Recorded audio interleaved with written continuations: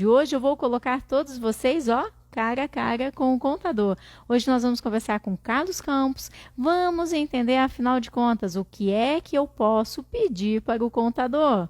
Por quê? Contador faz contabilidade, como eu sempre digo, mas o contador é nosso parceiro. Eu acho assim, todo mundo é especialista, mas é especialista na sua área.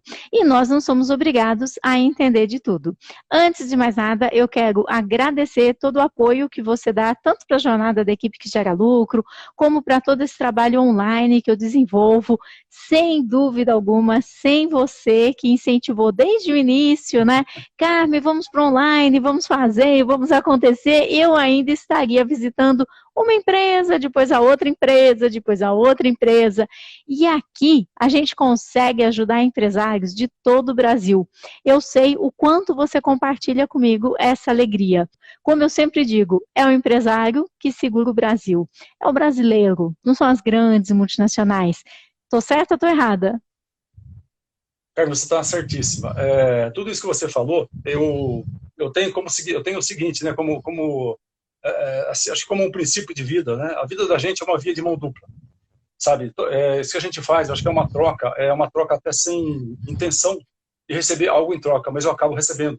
Né? E eu sei que às vezes eu dou também sem saber que eu estou doando e a pessoa agradece.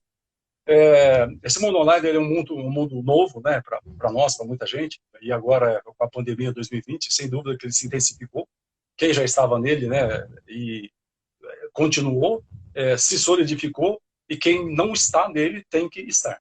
Não tem jeito, uma forma nova a gente fazer as coisas, né, e sem dúvida que a gente está nesse mundo agora, né, estamos, né, e, e a gente tem que atingir, como você disse, um número grande de pessoas, como você fala na sua live, com os nossos conhecimentos, a gente poder ajudar realmente esse mundo empresarial que ser empresário no Brasil realmente não é fácil, não. Matar um leão por dia não é para qualquer um, é só para brasileiro mesmo, gente. Parabéns para É vocês. verdade.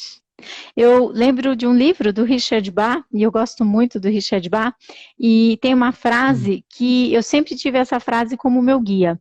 Todos somos mestres e aprendizes. E é verdade, e é verdade. O tempo todo nós estamos aprendendo algo com alguém e temos algo também para estar ensinando.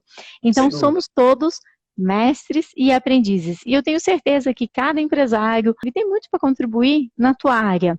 E é por isso que quando eu estou lá na mentoria com os empresários, eu falo, coloca conteúdo no Instagram, não fica só fazendo propaganda, compartilha aquilo que você sabe com as pessoas, compartilha, né?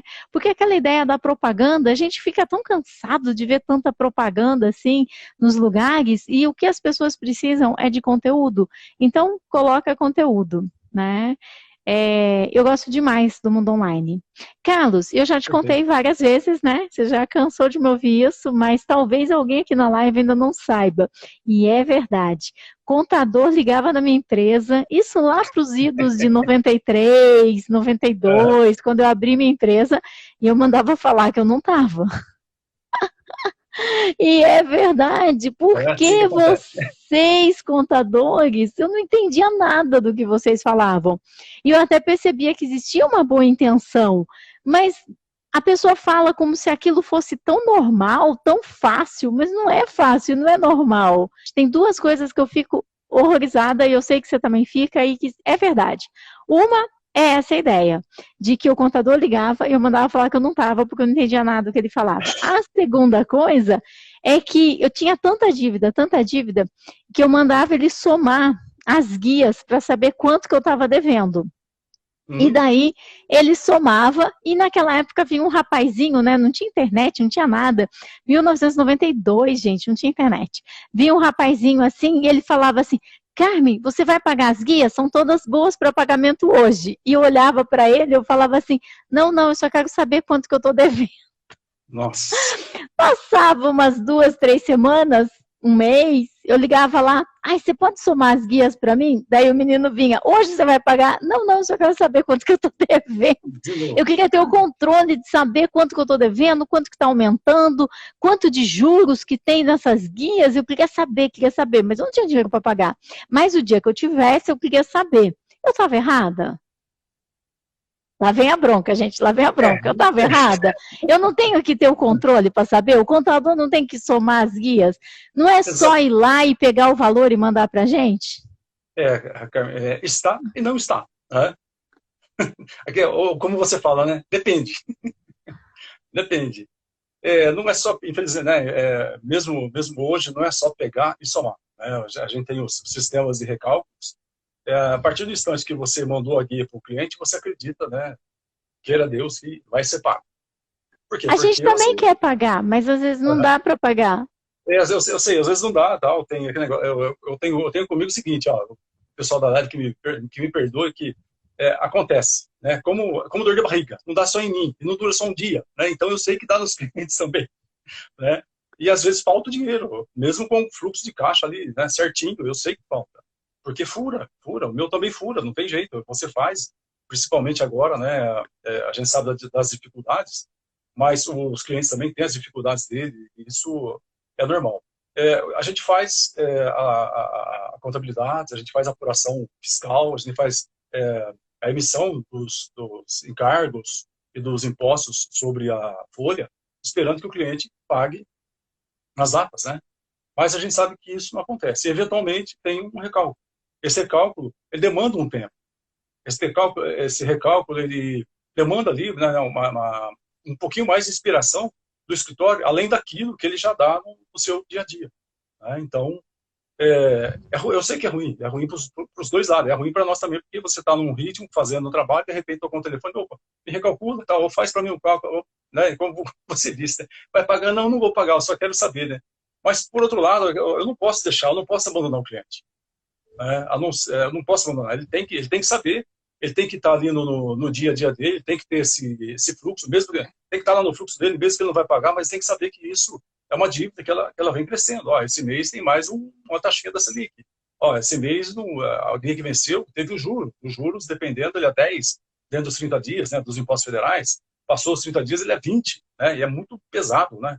Não sei se isso vai mudar com a reforma tributária, mas encargos de Selic, ou então variação de fundo de garantia vencido, que você tem que passar uma nova CFIP, fazer tudo de novo, aquilo que você já fez na folha, mas é o que a gente tem que fazer, né? Eu acho, eu creio, pelo menos o que a gente, como a gente age, é para ajudar o cliente, porque uma hora ele sai dessa pandemia, ele sai dessa dor de barriga, né? Sai dessa dor de barriga, ou vai saindo aos poucos, e aí tudo se normaliza. Agora, quando o negócio é contumaz, né, você não vê perspectiva, não tem jeito, aí o próprio cliente mesmo às vezes abandona a empresa, né? Ocorre muito, né? E Infelizmente, o como abandono, funciona quando literalmente, abandona a né? empresa? Se abandona uma empresa, você deixa de pagar os impostos, deixa de pagar tudo, você vai lá e fecha as portas, mas você não faz nada, né? Com a Uhum. empresa em si, não avisa ninguém que você fechou, assim, quem que eu tenho que avisar? O que que acontece? Porque com essa pandemia, Carlos, e essa é uma pergunta séria, e eu gostaria de trazer um pouco mais de informações, porque hoje mesmo tinham várias pessoas perguntando, o governo vai ajudar? Como é que funciona, né? E tem algumas pessoas, sim, pensando até mesmo em abandonar a empresa. Uhum. Diante de uma pandemia, a gente tem dois quadros bastante diferentes. Ontem eu conversei com um dono de academia, que ele já comprou mais duas academias e que tem muita Eu gente vi. oferecendo academia Uhum. para ele, né? Então, na mão de um empresário, ele conseguiu dobrar, triplicar a quantidade de alunos. E outros empresários com o mesmo tipo de negócio não conseguiram seguir adiante e estão Uhum. vendendo. E tem empresários que estão simplesmente fechando e abandonando a empresa. A pandemia, ela existe, ela é real, não vamos dizer que não impactou todo mundo, porque sim impactou. E o Sim. que acontece quando o empresário abandona a empresa? Vamos fechar e dispensa os funcionários, tal, ou ele nem tem funcionário às vezes, mas ele simplesmente fecha a porta do negócio. O que que acontece com essa parte contábil? Carmen, é o seguinte, o abandono de empresa, ela não tá, ele não está perdoado por ele não ter movimento, dele apresentar as declarações, que a gente chama de declarações negativas, que são declarações sem faturamento, para os entes, eventualmente para ISS nas prefeituras, por exemplo, guias de apuração de CMS para a Secretaria da Fazenda do Estado, as declarações de, por exemplo, da CPF para a Receita Federal, ou então declaração do Simples para quem é no Simples. Então, a empresa abandonada, ela tem uma manutenção, tá, dessa empresa que está inativa, abandonada, assim, de portas fechadas, né, que na verdade não foi fechada. Ah, não, parei, não tem condições. Tá, mas ela tem uma manutenção, tem que dar essa manutenção. Por quê? As multas, por não entregar essas declarações, elas são lançadas. Né? Uma E às vezes tem simples DCTF que não é entregue, isso tem multa? Para quem não sabe o que é DCTF é um movimento que você teve no mês das suas notas fiscais. E mesmo que você não tenha emitido nenhuma nota fiscal, ainda assim o teu contador tem que fazer o mesmo trabalho. É isso, não é, Carlos? Tem que informar o governo que não houve movimento. A DCTF é uma declaração federal que a gente faz, informando, é uma declaração de créditos, né, de tributos federais, uma DCTF. Então, ela implica ali no PIS, COFINS, Imposto de Renda, Contribuição Social. A não entrega da DCTF, isso se não tiver movimento, a multa é de R$500. Olha só, R$500 de multa, mas se você pagar a multa em até 30 dias, você tem um perdão de 50% da multa, então você paga 250. Mas se você não pagar nos 30 dias, você vai ter esse aumento dos 50%, volta para os R$500 e o negócio pode piorar, porque depois tem multa de 20% mais correção da Selic. Por isso que o empresário tem que acompanhar, né? Tem que acompanhar o que o contador está fazendo. Teve aquele caso, né, de uma aluna nossa, que o contador não registrou os empregados dela e ela achava que estavam registrados. A gente tem que acompanhar o que está acontecendo, né? Tem que acompanhar, tem que estar perto, sabe? Não pode ter medo. Não pode ter medo de falar com o contador. Pergunta. Mas é que você fala essas palavras, DCTF. E como que a pessoa vai falar assim, ô contador, você mandou minha DCTF esse mês? Está tudo certo, né? Eu não tive movimento. Na abertura da empresa dele, um negócio interessante, né, de saber na abertura da empresa, é perguntar para o contador qual vai ser a gente chama de declarações acessórias. O que são declarações acessórias? São aquelas declarações que nós fazemos todo mês, apontando para os entes, né, os débitos que nós estamos declarando. Por quê? Depois vai entrar um crédito, que é a guia que nós vamos mandar para vocês. Eu declaro um débito e vai entrar um crédito. Então, é assim que funciona. Essa declaração ela é uma obrigação acessória. Por que acessória? Porque o principal é o imposto que vai entrar depois. Né? Então, minha dica, quando está abrindo a empresa, ou se você já tem a empresa aberta, perguntar para o contador, quais são as declarações acessórias que você passa da minha empresa, mensalmente. Ele vai falar, eu passo a declaração do Simples Nacional, eu passo, por exemplo, na esfera do departamento pessoal, eu passo a CFIP mensal, e eu passo a declaração para a prefeitura dizendo que tem ou não tem movimento. Né? Então, ele vai te informar. Para você saber dos riscos que você corre ou não, das declarações passadas ou não passadas, né, informando os débitos, que depois vai entrar o pagamento do imposto, ou não passado. Se ela não passar, a multa é de tanto. Né? Então, é interessante saber. Então, quem já tem empresa aberta, pergunta para o contador, quais são as declarações acessórias que você passa mensalmente na minha empresa, para eu saber, né, os riscos que eu corro da não apresentação. Ou então, se você vai abrir... anota aí a pergunta. Quais são? Fala de novo, Carlos. Fala de novo, porque contador não fala nada que a gente costume falar no dia a dia. Nada que seja fácil. O contabilizar é difícil, né?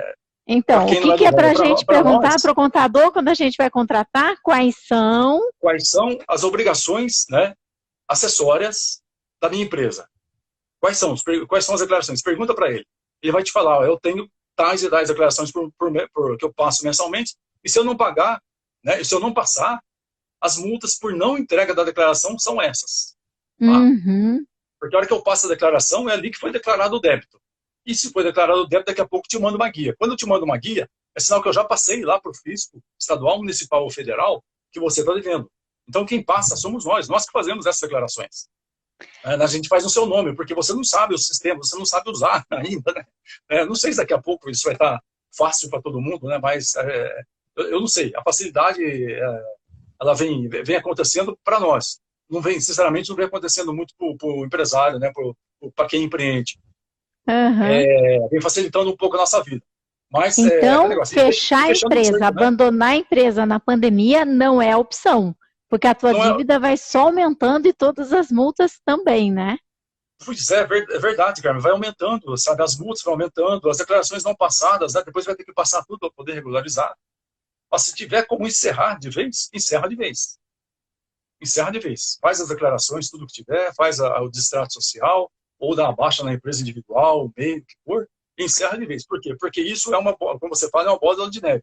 Ela começa pequenininha, né? Ela Eu começa tenho uma pequenininha, como você aluna, fala, e Carlos, que vira ela realmente uma bola trabalha de no neve. setor de eventos. Só o aluguel era 12 mil por mês, ela conseguiu reduzir para 9 mil. E aí, hoje, ela tem os empregados e, assim, ela foi ver até mesmo para abrir falência. É fácil abrir falência? Como é que funciona? O que ela soube é que abrir falência não é algo tão fácil nem tão simples, porque tem muita gente querendo fechar e sem saber o que fazer até com o negócio. Abrir Uhum. falência é uma alternativa? Olha, Carmen, não é. Não é, porque você abriu falência, você já vai ficar, né? Você vai ter seu CPF ali como falido. Você não vai poder mais abrir nenhum negócio, né?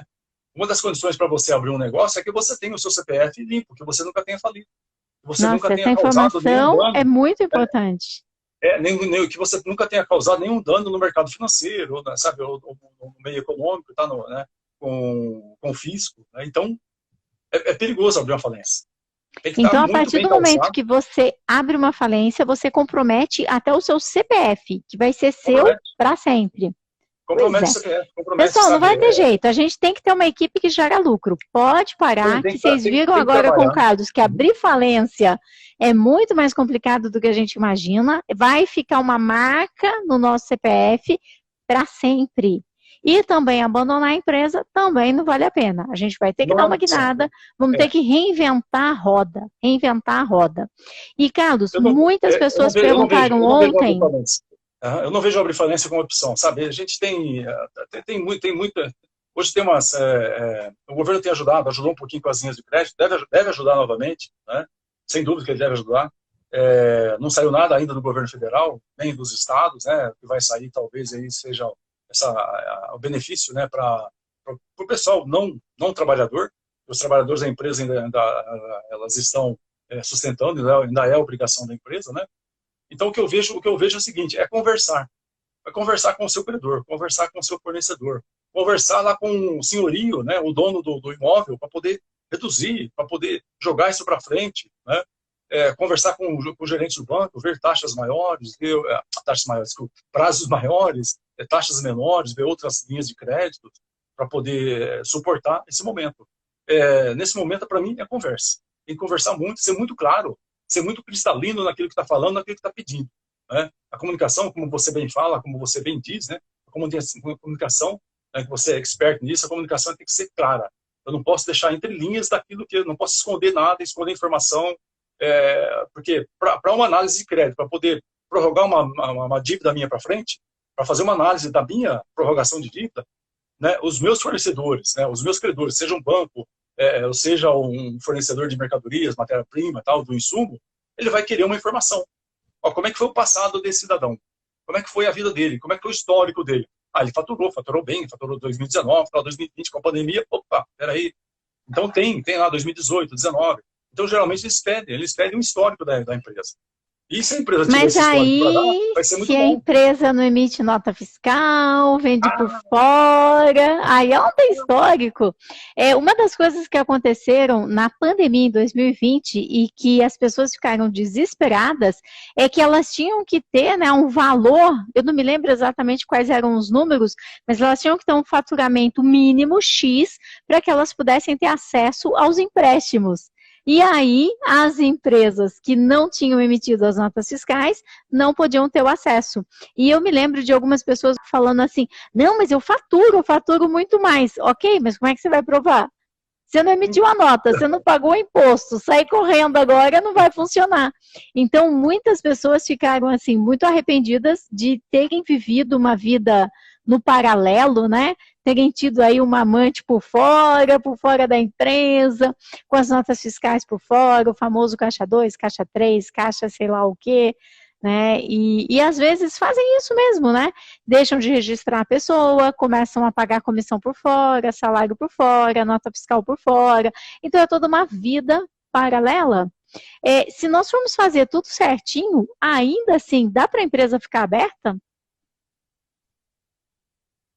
Carmen, é o que o fisco, né? É o que o governo pede.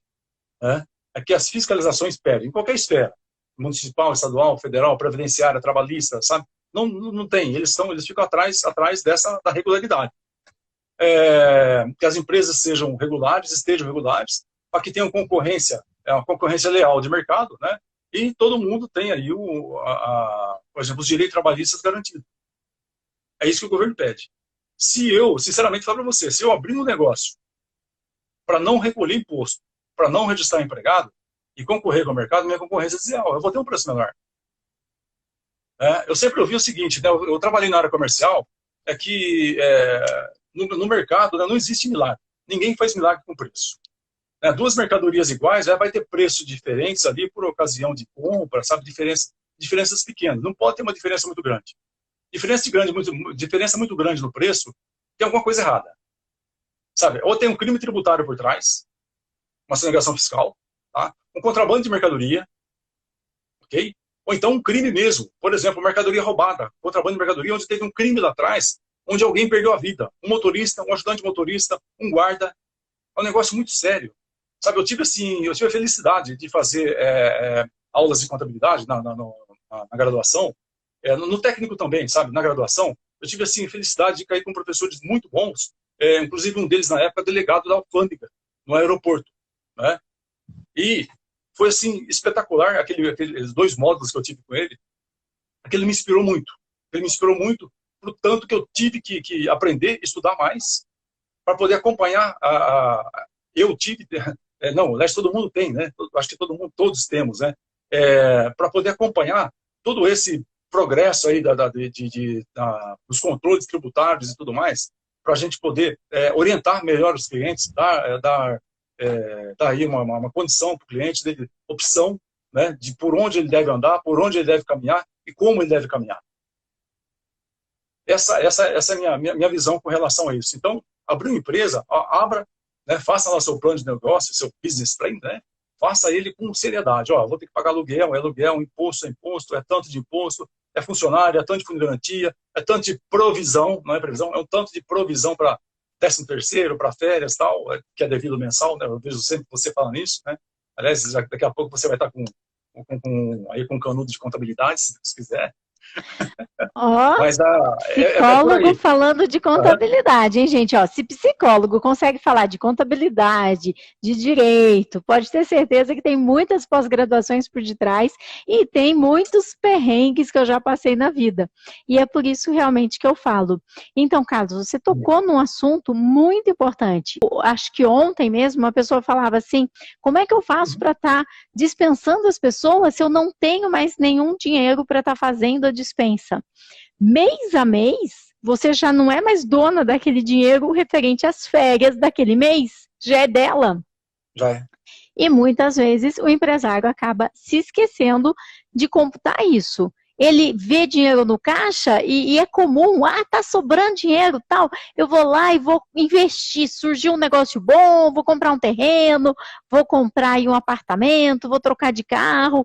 Ele vê dinheiro no caixa e ele acha que ter dinheiro em caixa é você ter uma empresa saudável. Você ter faturamento não é sinônimo de lucro. As pessoas não entendem essa diferença. E eu pude sentir isso na pele, porque eu tinha uma empresa que faturava 3,5 milhões por ano, tranquilamente, eu tinha muito dinheiro no caixa. Muito dinheiro no caixa. Mas se eu falar para vocês que o meu lucro era negativo, eu tinha dívidas. Quanto mais clientes eu tinha, quanto mais eu faturava, mais dívidas eu tinha. Sabe por quê? Porque eu estava no sistema tributário errado. Eu tinha um sistema tributário que se chamava lucro presumido. Qual é o seu sistema tributário? Você sabe? Você sabe, empresário, qual é o seu sistema? Pois é, eu tinha um regime tributário que era lucro presumido, e eu pagava impostos em cima de uma presunção de que eu tinha tido 32% de lucro na operação. Que fofo. Quem me dera eu tivesse. Mas eu não tinha. O meu lucro bruto era em torno de 5, 6, 7% no máximo. 8%, muito apertado, mas era de 5 a 8% e não 32%. E eu estava no regime tributário errado, estava com o caixa explodindo de dinheiro e achando que eu estava por cima da carne seca. Nossa, Carmen, você tá louca? Como é que você faturava 3,5 milhões e não tinha dinheiro? Não tinha. Porque a quantidade de impostos que saía, e todo mês eu tinha, todo mês não, eu pagava trimestral AIR, já ouviram falar em AIR, adicional do imposto de renda?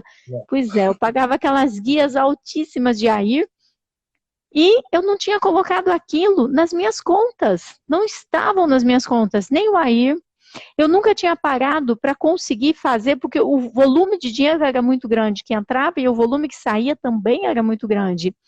E sempre entrando, sempre saindo, eu não tinha um controle. Não tinha um controle. Eu achava realmente que eu estava rica, mas eu não estava. Eu só tinha caixa. Então, empresário, toma cuidado. Porque quando veio o encerramento dos contratos e eu comecei a pagar as rescisões, paguei, estava indo super bem. Até que chegou uma hora, eu olhava assim na fila, ainda tinha gente para receber rescisão. Tinham contratos que não tinham acabado, mas o dinheiro já tinha acabado. E aí que eu fui fazer todo o estudo tributário, aí que Carlos Campos realmente entrou na minha vida, porque ele foi me mostrando o quanto que eu estava jogando dinheiro fora e que quanto mais eu faturasse, mais eu estava enterrada. Mas eu estava enterrada. Sim, isso é possível. Então, vocês, empresários, vocês precisam não fazer os erros que eu cometi. Vocês precisam separar os dinheiros e ter clareza dos impostos pagos. Eu nunca tinha parado para somar que eu pagava muito mais impostos do que os que eu cobrava do meu cliente. Isso é um caso real. Por que eu estou compartilhando isso aqui com vocês? Não é bonito, eu não tenho orgulho disso, mas faz parte do tanto de coisas erradas que eu já fiz nessa vida porque eu não sabia ser empresária. Eu tinha vergonha de falar contador, não entendia o que o contador falava e eu ia empurrando com a barriga, ia fazendo o que dava, ia fazendo empréstimo aqui, empréstimo ali. Era um sufoco? Era um sufoco. Mas e aí, Carlos? Todo mundo está sempre no regime tributário correto? Como é que acontece isso? Bom, Carmen, eventualmente, sim, a gente encontra um empresário ou outro aí no regime tributário errado. Tá? E isso pode acontecer também por exemplo, pode acontecer durante um período, durante um exercício, ele pode, né, aquele negócio, pelo plano de negócios que ele fez, ou não fez, ou deixou de fazer, durante o exercício, no meio do ano eu estou no regime errado. Né? Então tem que fazer, tem que ter sim, tem que ter um plano de metas, né? Tem que ter aí esse plano de negócios para sempre. Tá? Não é só para abrir o negócio, tem que fazer ele todo ano. Como é que está o meu negócio? Qual a probabilidade do meu negócio? Esse ano eu venho crescendo. Tá? Se eu estou crescendo, o meu Simples Nacional, será que vai suportar os 4.800.000 de faturamento? Né? Eu vou sair, quanto que eu vou estourar? Eu estouro, o ano passado foi 4 milhões, esse ano eu estou crescendo, será que compensa ir para qual regime? Para o lucro presumido? Para o lucro real? Como é que vão ficar minhas alíquotas no lucro presumido? Como é que vai ficar no lucro real? Né? E se eu não crescer, ficar no Simples Nacional, como é que vai ficar essas alíquotas aí no limite máximo de faturamento? Porque é uns cálculos malucos, são uns cálculos bem malucos, até para Simples Nacional, que não é tão simples assim, né?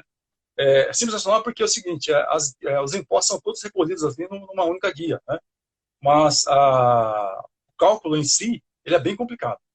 Nós temos ali os anexos, né? 1, 2, 3, 4, 5, e dentro dos anexos tem as faixas de faturamento, as faixas de faturamento eu tenho alíquota, eu tenho receita que eu acumulo, nossa, é um negocinho que é muito difícil de explicar para o cliente. A gente tenta explicar, não tem jeito, falar, só a alíquota desse mês é essa, porque o sistema ele já faz, o próprio sistema já faz, né? Então já manda para ele, até porque ele tem que saber quanto ele está pagando. Eu estou pagando esse mês, esse mês você já foi para outra faixa. A sua alíquota hoje aumentou 1%, 2%. Então é interessante você saber o porquê que você recebe uma guia um pouco mais alta do que a do mês anterior. Por quê? Porque você mudou de faixa. Sua faixa, seu faturamento acumulado no período de 12 meses, ele aumentou. Então é interessante você colocar isso no seu custo. Por quê? Porque ele vai sair para poder pagar aquele imposto, o seu dinheiro, aquilo que você faturou. Tá? Carlos, e a hora que ele sair, se ele não entrar no próximo mês, ele vai fazer falta no próximo mês, que vai fazer falta no próximo, né?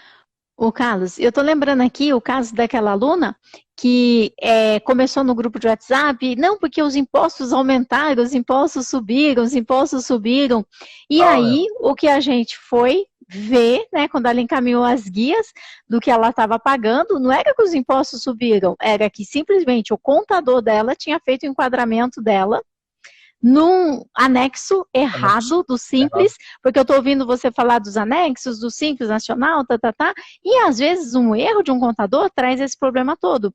E como ela prestava serviços para as empresas pequenas, ninguém tinha percebido que estava errado. Quando ela foi prestar serviços para uma grande empresa, na hora a nota fiscal dela barrou e voltou. Uhum. E foi ver, o contador tinha colocado ela no anexo errado. Nós Aham. precisamos sim fazer perguntas para o contador, mesmo que a gente não entenda. Tem que perguntar, tem que falar assim: olha, meu filho, faz o seguinte, desenha aqui que eu não estou entendendo. Faz um desenho porque eu não estou entendendo e está tudo bem. Mas você precisa perguntar, você precisa perguntar, você precisa cobrar, você precisa entender e também precisa colaborar, não é, Carlos? Precisa entender, precisa colaborar, sabe? Faz parte da vida do empresário, do empreendedor. Na gestão do negócio, a gestão de empresa, sabe? Essa gestão tributária. Por quê? Porque isso aí envolve no seu preço, no preço final do seu negócio, no serviço que você presta, ou na mercadoria que você vende, ou você fabrica. Então você tem que saber, opa, quanto custa isso, quanto vem de imposto, quanto tá, né? Qual a minha carga tributária para eu colocar aqui, colocar minha margem, recuperar isso, poder pagar e ter lucro. Né? Então, se você não faz isso, sem dúvida que vai fazer falta. Né?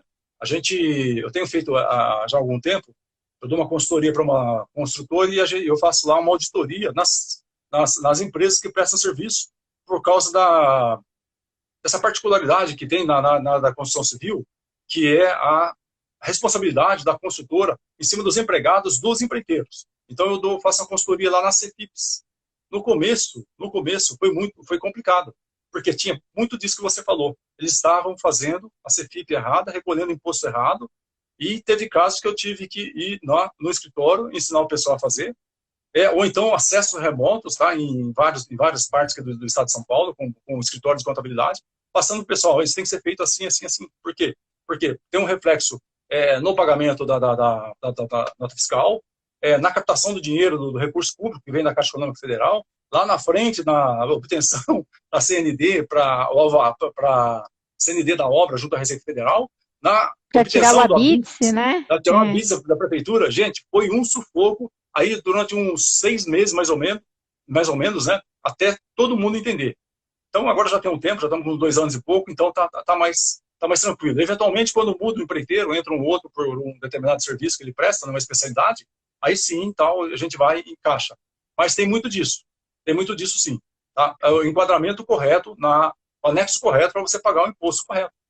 Uhum. E é isso. Eu vi uma pergunta ontem não sei se foi ontem ou hoje na sua live: como é que eu faço para pagar menos imposto? Não tem jeito, é um estudo tributário. Eu não lembro o nome Teve uma da pessoa pessoa que agora, perguntou isso, como é que ela fazia para pagar menos imposto?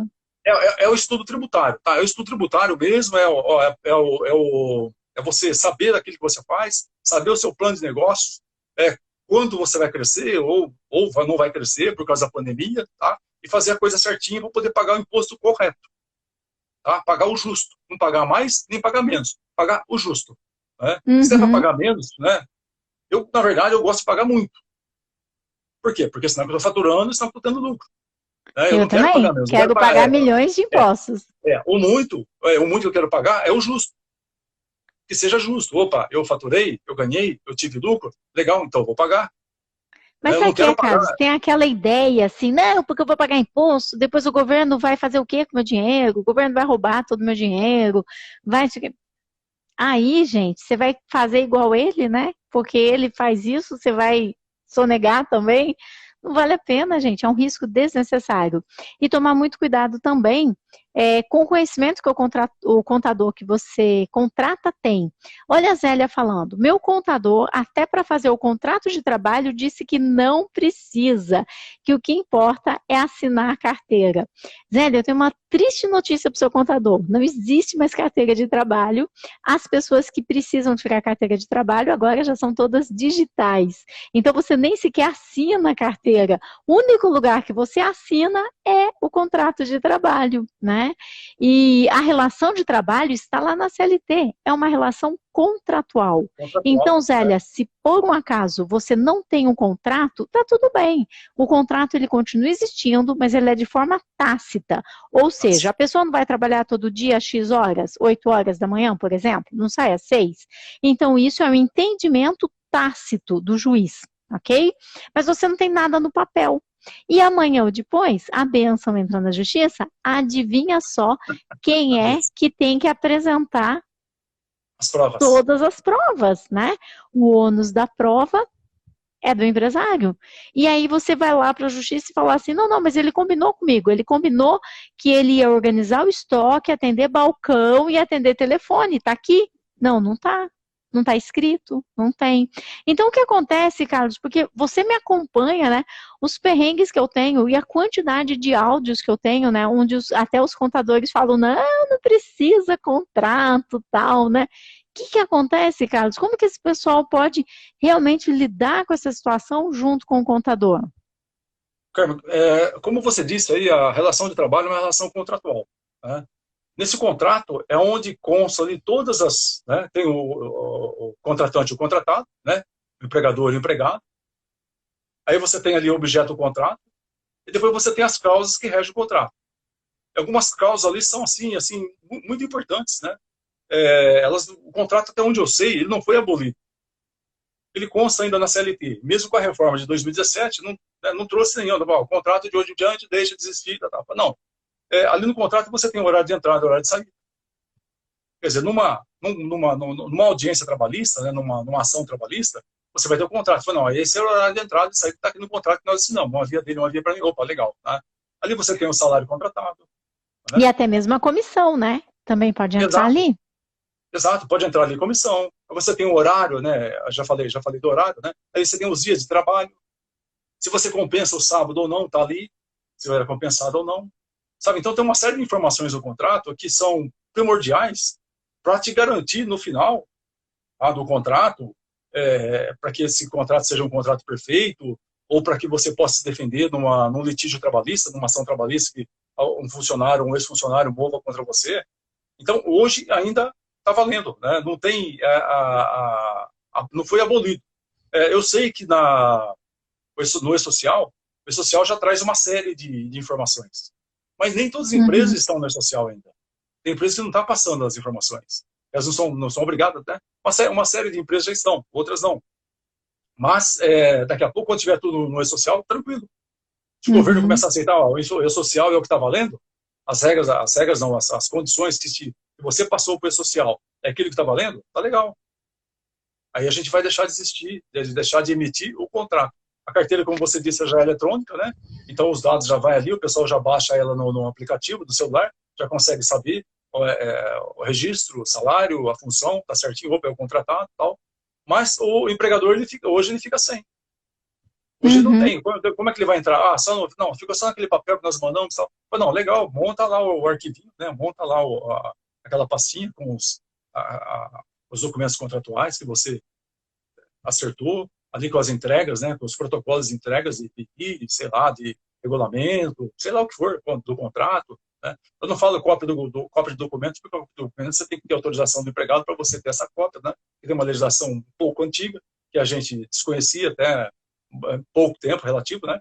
1968. Desde 1968 é proibido você ter cópia dos documentos dos seus funcionários, seja digitalizada, seja da forma que for. Num caso de uma auditoria, né, Carlos, a gente sabe bem como funciona, né? Eu me lembro do meu aluno que falou que simplesmente o fiscal, ele chegou na empresa dele e falou, eu quero o contrato daquela pessoa, daquela e daquela. E ele falou assim, nossa, tá tudo no contador. Ele falou, tá, tudo bem, você tem 10 minutos para trazer. E ficou imagine assim. Imagina se o contador, sei lá, fica longe da cidade, eu não sei, que hoje é possível, né? Eu sou contador de empresa que está fora da minha cidade, tá longe aí, 200, 300 quilômetros, sabe? 400 quilômetros até tem. Então, por quê? Porque hoje o clique do mouse é uma distância, né? Mas a documentação eu mando o contrato, tá aí, o contrato tá aí, assim, funciona assim, assina você, assina ele, assim, testemunho ou não assina, né? Mas tem que ter.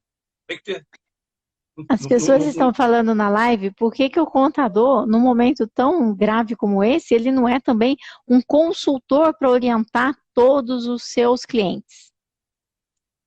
Então, Carmen, né, a consultoria,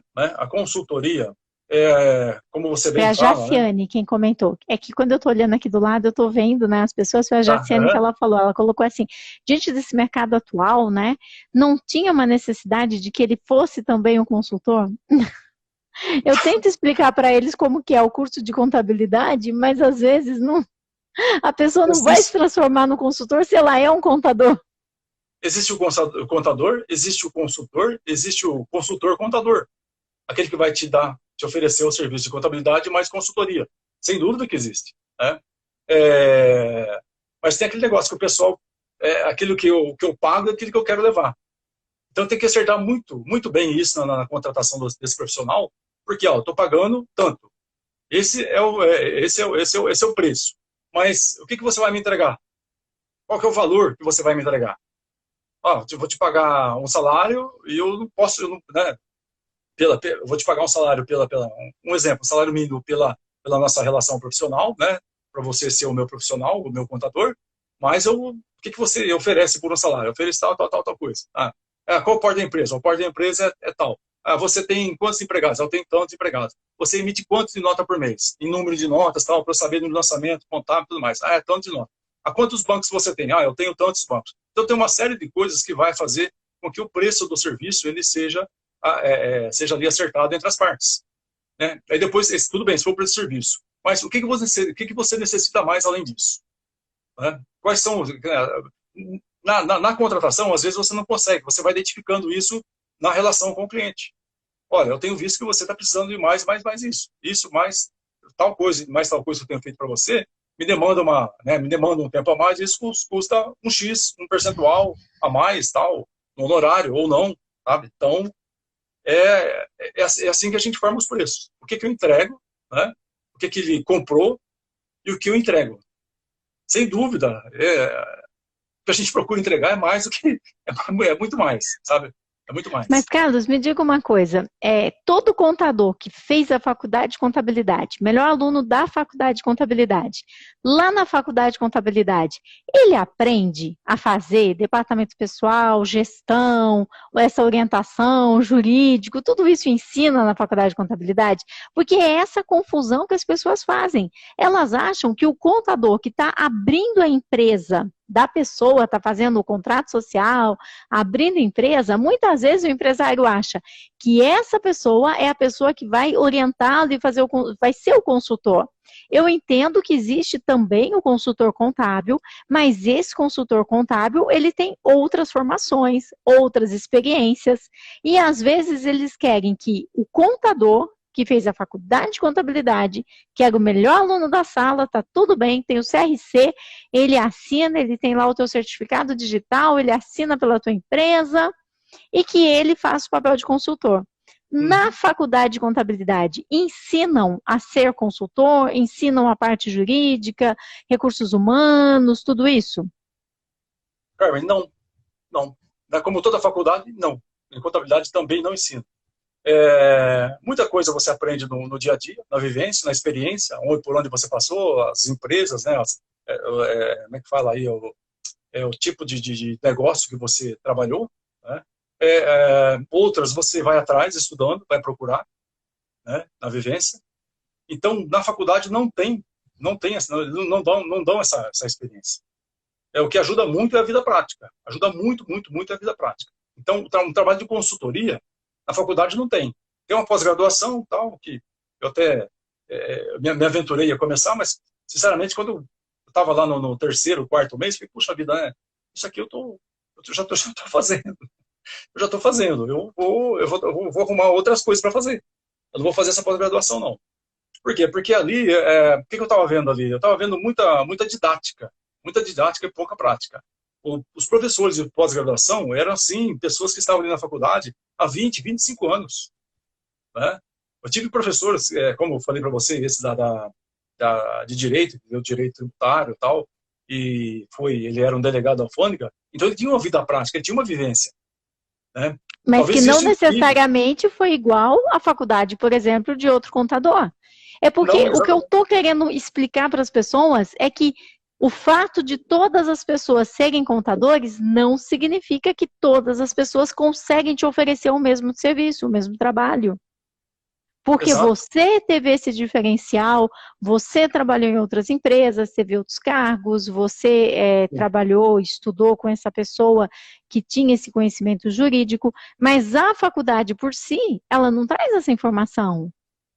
Não, não traz, não traz. Infelizmente, como toda faculdade, deixa a desejar, né? E aí é o seguinte, é a inspiração de cada um que vai fazer com que ele se desenvolva na profissão. Numa classe lá na época de 80 alunos, né? Hoje nós somos em 10 contadores daquela classe de 80. Né? Alguns não viraram contadores de jeito nenhum, né? Não quiseram, fiz a coisa errada, puxa vida, ficou lá quase 5 anos lá e, né? Alguns até mais, porque fizeram as DP e tal, né? E foi descobrir isso depois.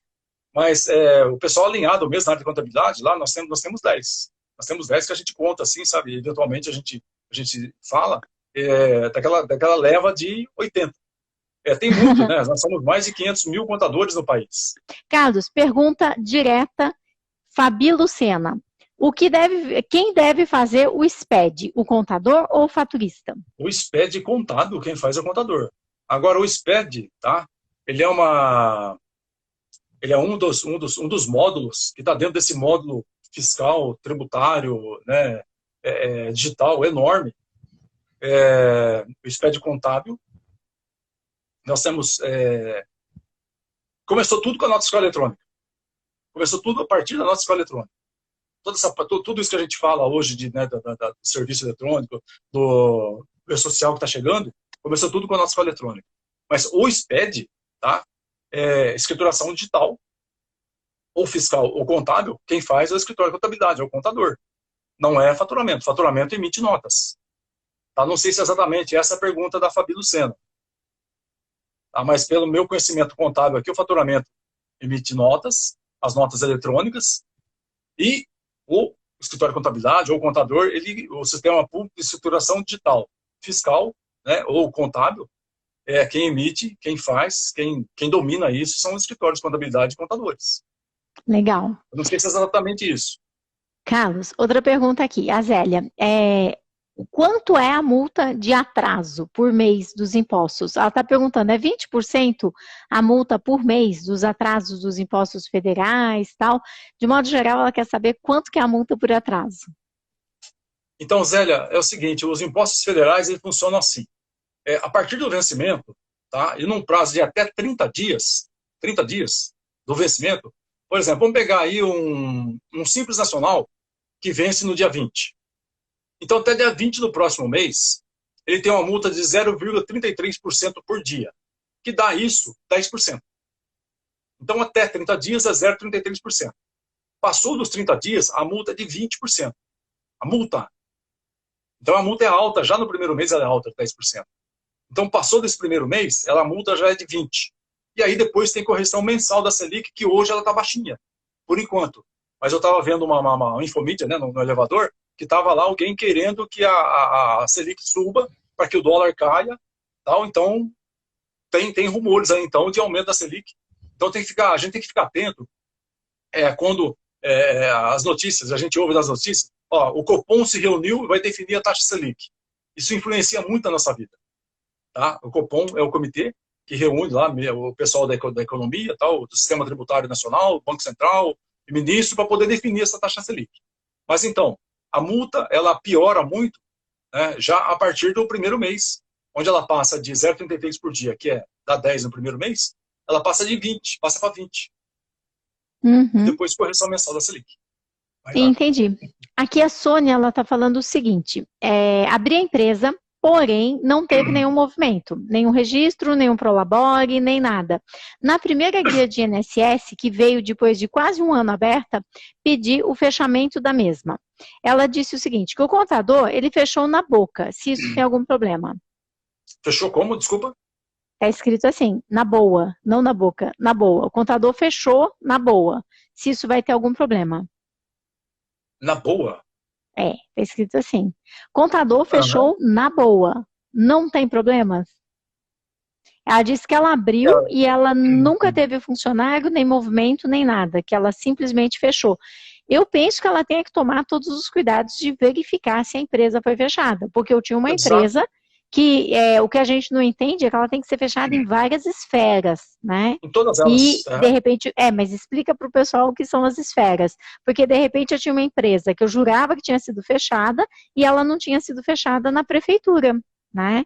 Então, são várias esferas onde as empresas são fechadas. Onde que as empresas são fechadas para a gente checar se realmente ela está fechada? Eu estou com um caso lá no escritório que a empresa foi fechada em 2008, né? Supostamente, fechada em 2008, mas não foi. Ela foi dada baixa na junta comercial. Na época não tinha, como é que fala, esse cadastro sincronizado que nós temos hoje. Ela foi fechada na junta comercial, prefeitura e estado. E ficou CNPJ aberto. CNPJ está aberto até hoje. E nós fomos a consultar, como 2008 ela estava no Simples Nacional, tal, foi desenquadrada pelo abandono, e tem uma série de exigências lá para cumprir, que são declarações da CEFIP, para poder entregar, pelo menos uma abertura de ano, um encerramento. Eles pedem as últimas 60 CEFIP. Então a multa da CEFIP também é R$ 250 cada uma. Mas encerrando, entregando 2 por ano, tudo bem. E pede mais a DCTF. A DCTF eles pedem mensal. Imagine R$ 500 por mês, né? Então, por isso tem que olhar, fechou onde? Fechou na prefeitura? Fechou, deu baixa? Deu. Então me dá a inscrição baixada da prefeitura. Fechou na Secretaria da Fazenda do Estado, a inscrição estadual lá de comércio? Fechou. Então me dá uma cópia da inscrição baixada. Fechou na Receita Federal? Sim, entra lá e pesquisa, vê se está lá, empresa baixada. Ok? Fechou também na junta comercial, que é por onde tudo tem que começar? Fechou, me dá aqui uma cópia do distrato, né? Ou então uma cópia da baixa do empregado da empresa individual ou do MEI. Então tem uma série de, né, tem que policiar isso para poder não ter surpresa lá na frente. Essa empresa que eu estou falando para vocês, ela supostamente teria sido fechada em 2008. Mas aí quando o cidadão procurou a gente agora, né, porque ele falou, poxa vida, a Receita Federal me mandou uma intimação, tal, essa empresa foi fechada. Eu falei, não foi. A Receita não erra. Eu sinto muito, a Receita não erra. Aí então, não foi. Aí pedi uma procuração dele, eletrônica, tal, com meu certificado, entrei e falei, não, tá aqui, está aberta na Receita Federal. Na época ele fechou em todos os órgãos, menos a Receita Federal. Né? Boa dica. Ele foi atrás do contador, infelizmente o contador era uma pessoa já de idade, adoeceu, veio a falecer e tal, sabe? E agora a gente vai solucionar isso para ele. Vai ter uma multinha lá para pagar, desses 5 anos, tal, das não entrega de declarações, né? Mas ele não esperava, para ele tinha sido baixado. Né? Pois é, a gente tem que tomar muito cuidado, porque eu também tive uma empresa na cidade vizinha e para mim estava tudo baixado. Tinha certeza que não tinha problema nenhum. E de repente eu descubro que sim, que tinha uma das esferas que a empresa não estava baixada ainda. Pessoal, muito bom. Carlos Campos trazendo aí um montão de informações importantes. Então a gente já sabe que a multa dos 20% só vai incidir depois que deu um mês dos impostos federais.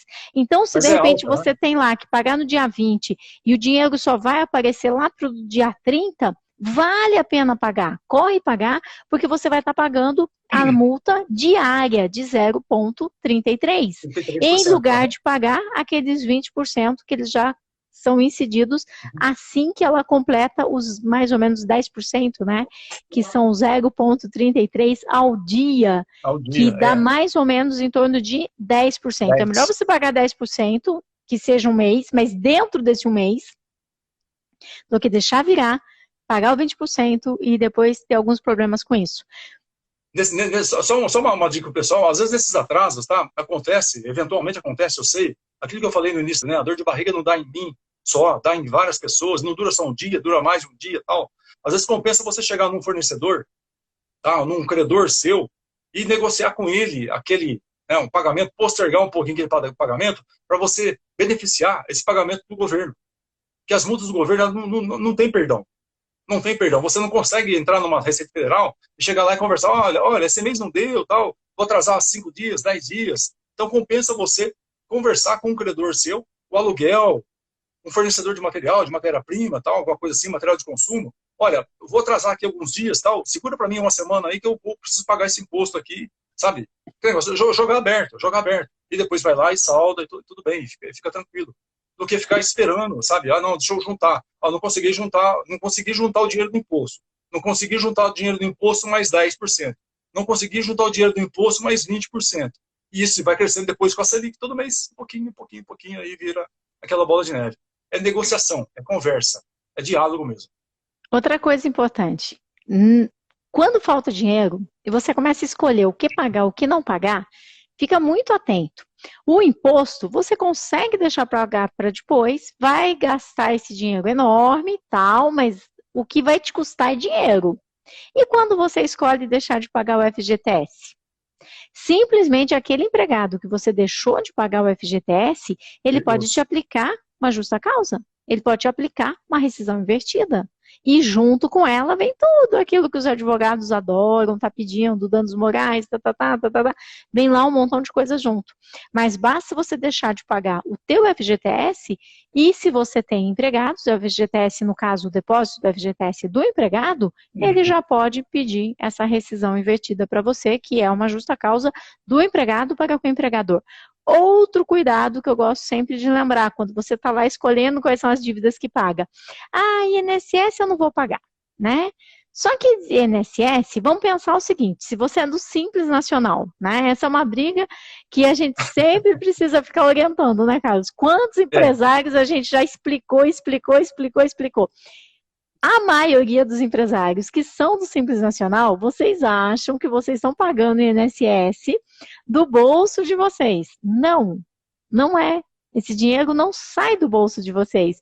Esse dinheiro você descontou lá do limite do teu empregado. Lá vem escrito desconto de INSS, 9%, 11%, dependendo do quanto ele ganha. Então, gente, aprende isso. Você tirou dinheiro do empregado. E aí você tem que pegar esse dinheiro e colocar ele para o INSS. Você não pode fazer um desvio de rota, porque se você tirou o dinheiro do salário do empregado e coloca no teu bolso, você está roubando o INSS. Isso é considerado apropriação em débito. Eu sei que a palavra é pesada, mas é porque eu quero chamar a atenção de vocês, porque depois as consequências são pesadas também. Então, quando a gente está escolhendo o que deixar de pagar, você tem que ter os seus critérios. E um dos critérios é esse. Um pode te colocar com uma rescisão indireta. O outro pode estar te colocando com uma apropriação em débito. Você está pegando um dinheiro que não te pertence. O outro, como o Carlos explicou, pode estar te colocando naquela montanha de multas e juros.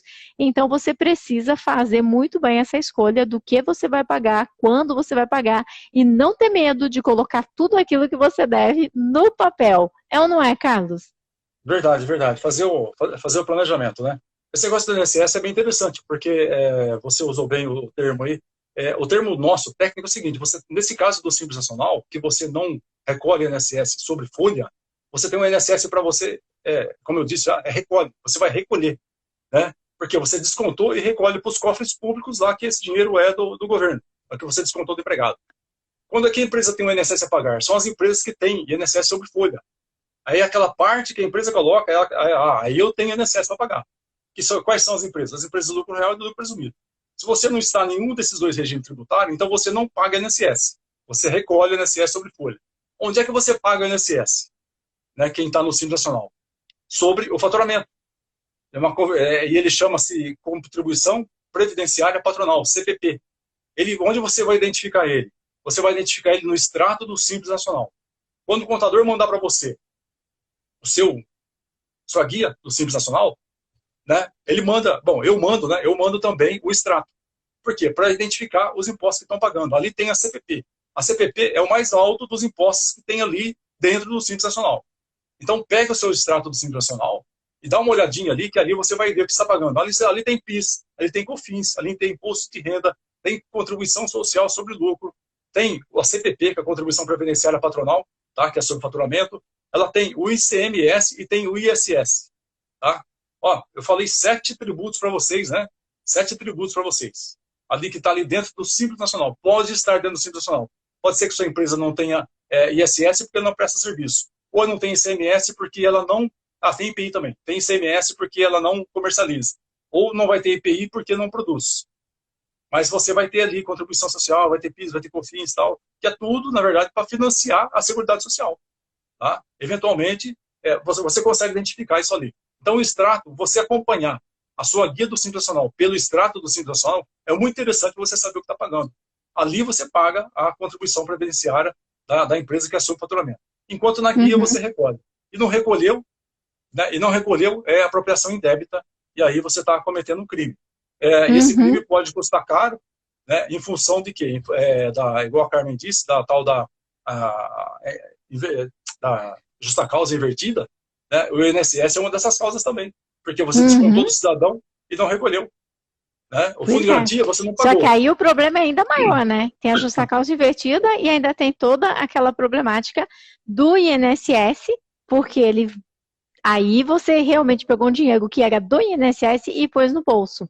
E as pessoas acham que aquela guia de INSS, o empresário muitas vezes acha que está pagando o bolso. Carlos, pergunta da Sheila. E nesse caso, quando o erro é do contador, ele vai responder legalmente pelo seu erro? Sheila, é o seguinte, eu tenho comigo o seguinte, que se eu errei, eu pago.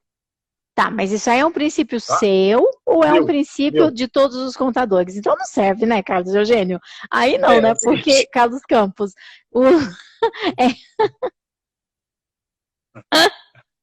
porque assim, você vai pagar, a gente já conhece os teus valores, os teus princípios e tudo mais. Mas é importante que seja no contrato, né? Porque vai saber qual é o contador que a Sheila está contratando. Tem que estar no contrato, você tem que acertar isso com ele. Ó, se o cliente não me mandou as notas para poder apurar o imposto e recolher no dia, eu não tenho como bancar isso para ele. Falei, não, você mandou, não mandou, ou mandou errado, né, ou mandou faltando. Né, a gente ficou discutindo até passar o vencimento, então o problema é seu. Né, aquele negócio. Na contratação, eu já estipulei os prazos que eu quero a documentação fiscal, a documentação financeira, a documentação de departamento pessoal. Sabe? Então, já tem os prazos. Eu preciso daquilo naquele prazo. Não deu, olha, não é, já foge da minha alçada. Te fornecer, te dar as guias para recolhimento nos prazos que nós acertamos. Né? Agora, o que acontece também, por exemplo, são erros aí sem a intenção do dolo que o escritório causa para você. Aí é complicado. Nesse caso, o que a gente tem? Tá? A gente tem aí um seguro. Eu faço seguro, eu tenho seguro. Principalmente por causa das multas de social e multas tributárias. Eu pago o seguro para eu não causar esse dano para o terceiro. O meu escritório tem. Nós pagamos. Não são todos os escritórios que tem, não. Então, isso eu nem falo para o cliente também que eu tenho. Nem falo para o cliente que eu tenho, porque isso é um custo meu. Tá? O risco que eu quero correr, tá, é um risco calculado. Por isso também tem que tomar cuidado, né? Quando fica fazendo essa barganha de preço. Não, porque tem uma contabilidade que vai cobrar R$50 a mais, menos, outro cobra 50 a menos, e vai indo. Porque precisa ver na mão de quem que você tá. Será que essa pessoa, ela vai assumir quando tiver um erro contábil? Você tem isso tudo no contrato? Essa pessoa, ela fez só a faculdade de contabilidade ou ela tem também uma bagagem de vida para poder estar te ajudando, estar te orientando? Quem são as pessoas que trabalham com ele? Eu já vi até mesmo, Carlos, escritório de contabilidade e que eles colocam dentro do escritório pessoas que também não têm registro. Eu já vi isso. Ou colocam aquele monte de estagiários para tipo, tem bastante gente, mas ninguém sabe que é tudo estagiário. Então, nessas minhas andanças por aí, eu já vi muita coisa. E, Carlos, o pessoal aqui está perguntando o que eles querem economizar. E aí eu já sei a tua resposta, mas eu vou deixar você responder para o Roberto, que ele quer falar sobre modelos de carteira de trabalho que não existe mais, e ele quer perguntar o seguinte também: formas de registrar legalmente um funcionário reduzindo os custos. Como é que você reduz os custos? Reduzir custo de funcionário é complicado. É complicado. Eu sei como. Eu tenho a fórmula para reduzir. Não tem, o que a gente fala, né, não tem um jeito certo de fazer a coisa errada, né? É um perigo. Eu sei como que reduz. Tá vendo só? Tô falando para vocês que o contador faz contabilidade. Olha lá, o Roberto perguntou como faz para reduzir os custos. E olha a resposta do contador, que não tem como reduzir os custos. Eu sei como reduzir. Você calculou os direitos trabalhistas, tá? Você calculou. Não estou falando multas. Tá? Porque multa é uma coisa, direito trabalhista é outra. As multas, normalmente, elas não são calculadas e colocadas no custo das empresas. Quais são as multas? É o aviso prévio que eu tenho que pagar como multa quando eu demitir, ou então a multa do fundo de garantia que eu tenho que pagar dos 40%. Isso é multa. Eu estou dizendo somente de direito trabalhista. Ó, eu tenho que provisionar todo mês o 13º, um dozeavos, que ele trabalhou, já faz jus, ele chega lá em dezembro, eu tenho que pagar. Né? Eu tenho que pagar, já deixar todo mês um dozeavos das férias, mais um terço já provisionado. Né? A não ser que você tenha aí, sei lá, você contrata pessoas pelo PIS da categoria, tá? Que são pessoas, sei lá, talvez em formação ou nem informadas, ou com nenhum conhecimento, que você vai contratar com PIS da categoria e um salário baixo. Porque normalmente quando você tem uma pessoa com habilidade, você tem um técnico, você tem alguém com uma formação, o salário já tem, né, já são mais pomposos. Né? E em cima disso, é lógico, né, porque proporcionalmente a carga tributária, os percentuais são os mesmos, mas aí o valor vai aumentando, mas aí é proporcional. Então, reduzir custo de funcionário, eu não sei, não tenho. Eu ensino. Eu ensino. Por favor, me ajuda. Roberto, eu vou te ensinar. Você vai fazer o seguinte, você vai contratar esse empregado e antes de contratá-lo, você vai selecionar, você vai analisar, você vai entrevistar, você vai se dedicar a contratar a pessoa que tem exatamente os mesmos valores que a tua empresa. Aí, ó. Você vai contratar a pessoa que sabe aquilo que você precisa que ela faça. E você vai aplicar um teste na pessoa, você vai fazer uma entrevista, vai fazer 2, vai fazer 3, você vai se dedicar nos 90 dias do período de experiência a avaliar e a ensinar essa pessoa e ver se realmente ela é aquela pessoa que você quer. E aí, então, ela passa para prazo indeterminado. Mas você já vai saber quem é aquela pessoa e o que ela tem que fazer. E você vai colocar as metas para ela daquilo que você precisa. E assim, o custo do teu funcionário vai ficar tão pequenininho na sua planilha, você não vai mexer nesse número. Esse número, ele entra e ele permanece. Só que quando o seu lucro é assim, o que acontece? O custo do seu empregado é altíssimo. Mas se esse empregado que tem esse custo te dá um lucro assim, o que acontece? O custo, você não consegue mexer. Foca naquilo que você tem controle. O funcionário tem que estar registrado. Caso contrário, ele vai te processar. Não tem como você ficar contratando um MEI, isso não existe. Somente salão de beleza, centros de estética, só esse pessoal que pode contratar MEI. Vocês não podem, gente, não pode. Construção civil, porque construção civil, o camarada vai lá, presta serviço e vai embora. Não é igual você ter uma pessoa sempre. Por que a construção civil pode? Porque agora está na fase de fazer a marcenaria. Ok, o marceneiro vem e faz. Agora está na fase de fazer o gesso vai lá e faz. Então, a construção civil consegue fazer isso. Os centros de estética também. Agora, você não consegue reduzir o valor do custo, a não ser colocando a tua empresa em risco. Mas você consegue aumentar tanto o lucro que esse empregado teu vai te trazer, que esse custo você nem percebe. Por que a gente fica correndo atrás de economizar aqui, economizar ali, economizar aqui, economizar ali? Porque não tem lucro. Não tem lucro. E se não tem lucro, a gente fica querendo tirar e inventar regras e colocar a empresa em risco. Gostou dessa, Carlos Campos? Viu só como é que a gente faz para reduzir os custos? Não esperava. Por essa não esperava. Olha, que audácia. E, ó, esse caso falo que o contador faz contabilidade, ninguém acredita em mim.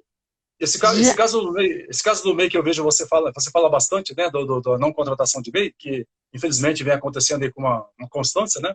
No caso da construção civil, isso acontece como a Carmen disse, né? Para determinadas fases da obra, precisa de pedreiro, pintor, eletricista, tal, esse cidadão vem e faz o MEI. Ele vai e faz para essas empresas, por exemplo, as empreiteiras das quais eu acompanho ali a CEFIP deles. E ali na CEFIP ele coloca o MEI e ali tem 20%, olha só, ele tem que colocar os 20% da empresa de recolhimento de INSS do MEI. Sabe? Então, o contrato de MEI com a construção civil ainda tem essa particularidade ainda. A construção civil tem é um negócio totalmente diferente daquilo que a gente conhece de INSS, empresa e tudo mais. É outro mundo, né? E os salões, né? O caso do salão parceiro, que não tem esse custo. Então faz o contrato lá entre os 2 meses e segue a lei. Segue a lei do ex-presidente Temer, que ela diz passo a passo como é que você tem que fazer. Carlos, já passou bem mais de uma hora da nossa live, tá? Não Já sei se você está passou? acompanhando aí. Oxi, Não, já não tô, não passou tô. faz tempo. Mas vamos lá que o pessoal está perguntando. A Neide, ela quer saber o seguinte, ela não tem contrato de trabalho. Jura? 5 Eu anos, acho cara? aí tem o contrato tácito, né? E você Tem, pode já sim existe, então. documentar esse contrato a qualquer instante, porque o Já contrato, na existe contrato verdade, Neide, tácito. existe, ele só não está no papel. Então, agora recente, nós tivemos um problema assim com uma das empreiteiras lá, um dos prestadores de serviço da construção civil, que teve um caso lá também, que infelizmente o escritório não registrou, né? E qual foi a minha recomendação lá para o empreiteiro? Falei, é o seguinte, meu amigo, até para a gente dar sequência em toda a documentação fiscal que vai para a Caixa Econômica e tal, não sei o que, para preservar a sua vida disso aí no futuro, faça o registro com data retroativa, recolha tudo com multa e juros e regularize sua situação, que vai ficar mais barato do que o cidadão reclamar isso na Justiça Trabalhista. Mas Né? no caso, ele não tinha registro, né? Não tinha No nada. caso Não da tinha Neide, nada. não, não. O caso da Neide, não. O caso da Neide é esse caso que a gente sempre enfrenta no dia a dia, que alguns contadores insistem em falar que não é necessário o contrato. Ela tem o empregado registrado, tudo certinho. Ela só não tem o papel, o documento do contrato. E é isso que eu digo, ela tem um contrato tácito, porque Tá. existe um Entendi. Uhum. contrato, existe um cumprimento, Entendi. existe Agora tudo. entendi. Nesse caso, é só ela documentar. Pessoal, estou organizando uma empresa, começa pelo contrato, e na sequência já faz também, né, a descrição do cargo da pessoa, põe todas as atividades. E olha aqui o caso da orientação do contador da Lívia. Lívia, é sorte que eu não conheço seu contador, mas ela tem porque ela tem vendedores e ela paga a comissão dos vendedores por fora, pelo que eu entendi. Né? E aí, quando eles saem, eles ficam pedindo para ela que eles querem a diferença do valor da comissão. Mas o contador da Lívia, que eu não sei exatamente onde que ele se formou, e aí que eu insisto que o contador não aprende nem departamento pessoal na faculdade. Não aprende. Não aprende. Muito pouco, muito O pouco. que ele aprende do departamento pessoal é fazer a conciliação contábil dos dados do DP. Isso ele aprende. E aí, o contador da Lívia disse que ela está correta no registro de vendedor e que é assim mesmo, que não é para estar trazendo, no caso, as comissões, mas que os vendedores sempre questionam. Eu já sei a sua resposta, mas eu vou te deixar responder, que afinal, Carlos Campos é meu Então, convidado. Carmen, é um risco, né? É um risco. Tem que calcular tudo isso aí para, sabe, para o Mas quem futuro. está certo? Os De vendedores ação estão trabalhista. certos ou o contador? Não, os vendedores estão certos, porque a comissão ela entra na base de cálculo de tudo, tá? Ela vai para Mas se cálculo pela base. até a gorjeta do garçom tem que entrar na base de cálculo, imagina a Tem, comissão. tem. Entra para base, entra para recolher fundo de garantia, entra para recolher INSS, entra no cálculo de médias do 13º que você vai pagar no final do ano, entra no cálculo das férias, no cálculo médio das férias que ele vai tirar daqui um ano, no período que ele vai tirar, vai entrar lá na rescisão dele.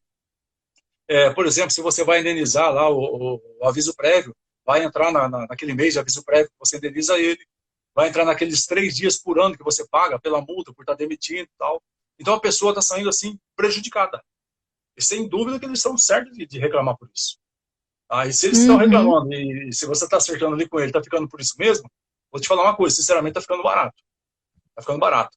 Porque pagar as verbas é uma coisa, mas depois que está na mão do advogado, ele entrar com dano moral, né? E uma série de coisas que ele pode colocar em cima ali, e, sem dúvida, depois deve cair, sabe? Principalmente Mas vendedor, né? Coloca hora extra, coloca que não tinha almoço, coloca um monte de coisa. né? Não pode, aquele negócio, tem que saber o que pede hoje, mas mesmo assim, é um risco muito grande. É um risco muito grande. Tem que ter uma sobra de capital muito boa para poder suportar uma ação trabalhista, porque quando um entra, já fala para o segundo, para o terceiro, para o quarto, para o quinto e tal, de repente uma equipe toda, esse funcionário que saiu num período de até 2 anos atrás, ele pode reclamar 5 anos para trás na sua empresa. Ele já saiu tem Então, 2 anos. Lívia, cuidado que as notícias são, não fica contente que ele saiu e não entrou na justiça, porque ele tem 2 anos. 2 anos para, de repente, encontrar um advogado na rua que vai falar para ele, olha, dona Lívia tinha que ter pago isso. E fica atenta que teu contador está te orientando errado. É bem difícil isso. Eu me lembro de uma aluna, né, que ela tinha lá uma rescisão, que era de quase R$ 4.000. E aí, com o que ela aprendeu nos meus vídeos, ela chegou junto lá com o contador, né? O que ela aprendeu nas aulas, e a rescisão reduziu para 1.700. 1.700, gente. Foi E aí show, o foi show, contador legal. falou assim: não, não, foi o sistema que errou. Ah, tá bom que foi o sistema aqui, ó. Gente, dá para fazer um churrasquinho com 2.000, não dá? Fala sério, a Dá. diferença do que Aham. ela ia pagar e quantas outras talvez ela já não tenha pago também. Ah, o Deunini, depois de 2 contadores que me trouxeram graves problemas, encontrei uma Olha, contadora que é uma bênção. Às que vezes bom. a gente tem que Parabéns, passar pelo Aline. inferno para reconhecer a bênção. Eu vou te contar, viu? Eu tive uma loja no centro de BH, tinha 17 funcionários e eu fali por causa de multa da Receita. E depois que os funcionários descobriram, né? Aí ele ganhou também multa da Receita, os funcionários, algo assim. Eu não entendi muito bem o final. Mas olha, gente, dá para falir mesmo.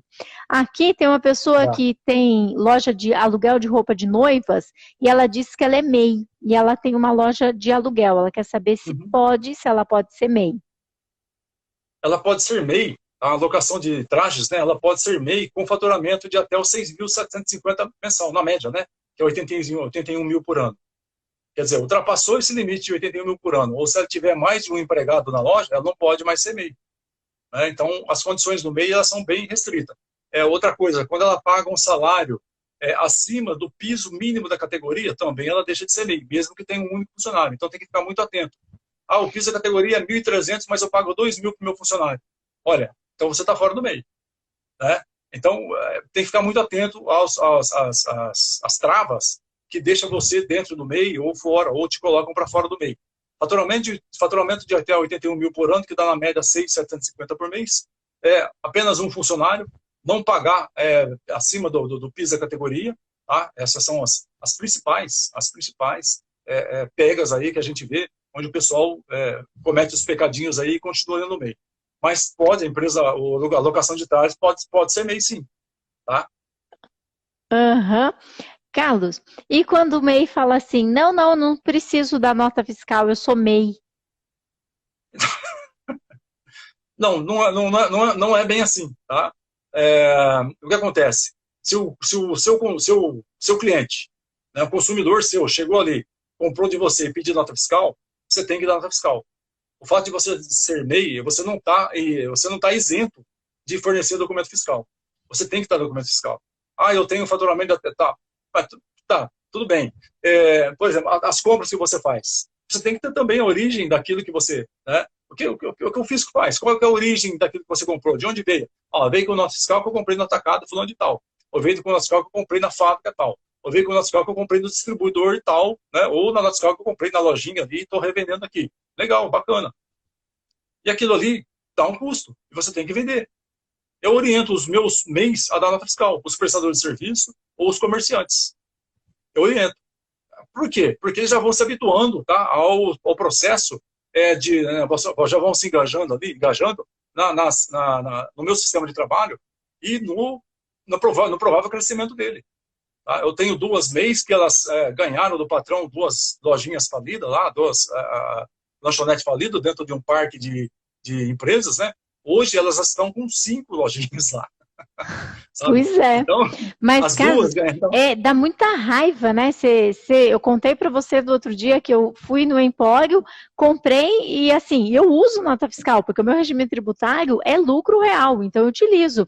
Eu tinha ido lá justamente comprar o almoço e a pessoa falou assim, não, não, eu não preciso da nota, eu sou MEI. E eu olhava assim, 5 funcionários, todos olha, uniformizados, todos assim com o logo da empresa, bem bonito. Gente, eu ainda passei o cartão de crédito, aí veio o CNPJ. Eu ainda estou aqui pensando se eu vou denunciar essa empresa ou não, porque aqui no estado de São Paulo, que é a nota paulista, a gente entra lá, ó, e denuncia, porque, olha, eu fico com muita raiva. Eu pago todos os meus impostos, mas muitas pessoas acabam, muitas empresas, né, concorrendo de forma desleal com as empresas que fazem as coisas corretas. Então, é bem complicado. o problema de não dar nota, Carmen Vera, é o seguinte, ó, você tem 2 complicações, né? A primeira é com a pessoa jurídica e depois com a pessoa física. Você vai ter que comprovar de onde vieram seus bens. Eu tirei lucro do MEI, mas peraí, você tirou lucro do MEI, mas o lucro do MEI, né, com limite de 6.750. você pagando aluguel, pagando empregado, comprando mercadoria, né, não vai sobrar muita coisa para você. Né? Então, fique atento, porque às vezes você está numa situação, né, no seu regime, está dentro da formalidade bonita do MEI, mas na verdade, né, não dá para você ficar lá. Então, saia do MEI, vai lá para a empresa do Simples Nacional. Aliás, o MEI está dentro do Simples, né? Se transforma numa microempresa rapidinho e arruma a sua vida. É Para poder verdade. crescer. Vamos Para poder crescer, crescer. gente. MEI é a forma de começar, não é a Exato. forma de existir. É como Aham. bola de neve. Você começa pequenininho e cresce. É como uma árvore, ela começou uma sementinha. Vocês também que estão aí me assistindo, também começaram uma sementinha. Olha o tamanho que vocês estão agora. Vamos Nossa. começar pequeno, mas não vamos nos manter pequeno. Esses ajustezinhos, eu quero ficar no MEI para pagar menos, eu tenho medo, né? Que nem outro dia minha aluna que ela estava com medo, que ela já estava faturando 18 mil por mês, e ela tinha medo de mudar o regime tributário dela. Gente, para com isso, vamos crescer, vamos para cima, vamos pagar imposto, tá tudo bem, o que eles vão fazer com o dinheiro é o problema deles. Eu quero pagar milhões de Eles impostos.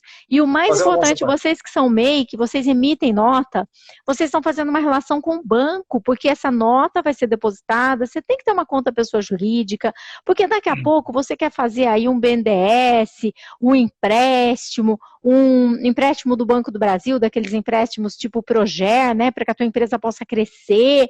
Eles Uhum. vão perguntar, você quer ir viajar, você quer levar teus filhos na Disney? Eles vão falar assim, tá, mas quanto que você fatura? Você nunca emitiu nota. Então, o fato de você ter o MEI aberto não entende que você fatura 6 mil por mês. Só vão entender que você sim fatura 6 mil por mês se você emitir a nota. Vamos lá, emitir a nota, gente, documentar, aprovar, fazer o relacionamento com o banco, porque daqui a pouco eles vão querer saber como é que você está pagando as suas faturas de cartão de crédito. Vão para cima. E se o faturamento passar do valor do MEI? E isso aparece, né, na maquininha do cartão de crédito que foram passados, né, no CNPJ, É, um valor acima do MEI. Olha, aham. gente, eu vou até parar para chorar um pouco, porque a resposta agora vai ser triste, vai doer para quem está passando o valor do MEI. Conta aí o que acontece. Ela quer saber qual é a punição.